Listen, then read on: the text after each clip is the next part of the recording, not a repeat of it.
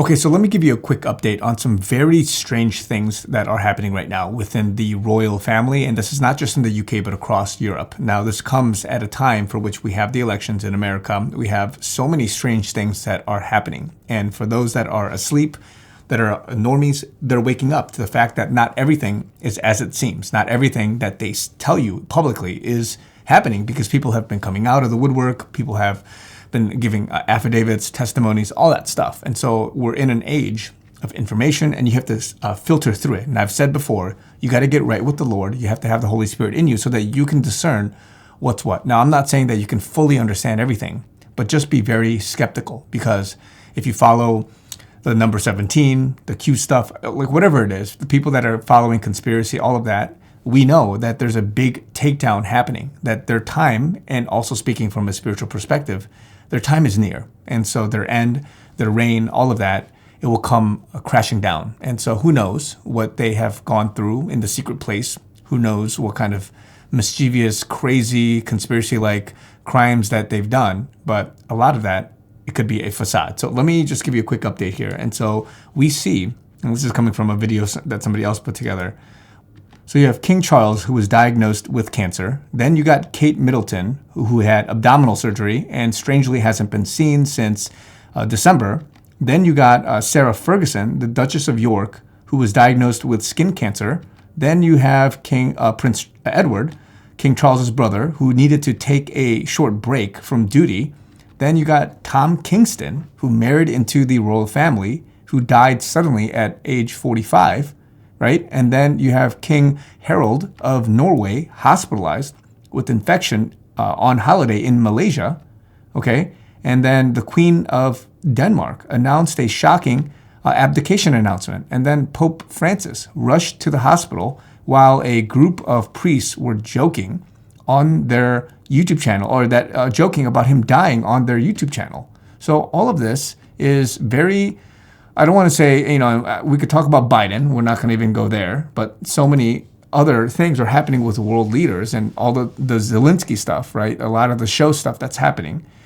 What I'm saying here, and a lot of us have said this for a long time, is that there's going to be a downfall. There's going to be some way that they're going to cover their tracks. They're going to make it look like it's not as bad as it seems. It's going to be too shocking for the whole world to get the full story. So I'm not saying anything negative about any one of these people.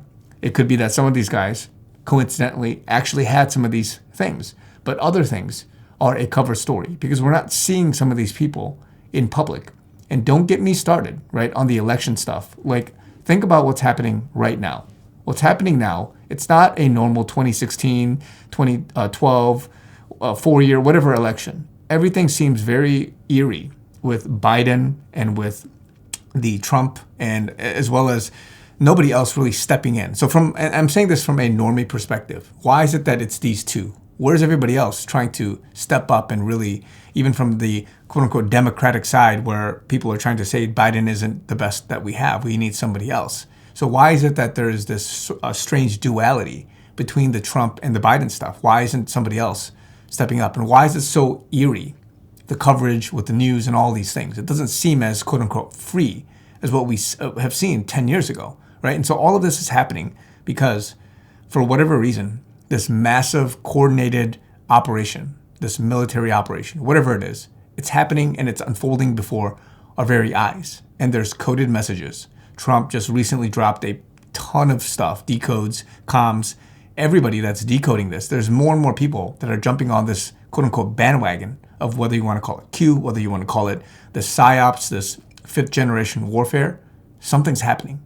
And it's being done for a reason, so that people can, A, like I've said before, wake up, and B, accept the reality of the truth of what's happening as it gets exposed. So again, some operations happening. I want to bring this to your attention and just say that it's only been a couple months into 2024. Watch what else happens through the rest of this year. So stay alert, stay prayed up. Guys, I need your support. I have my store link, chrisyoonstore.com. I just recently launched a ton of new stuff the other day.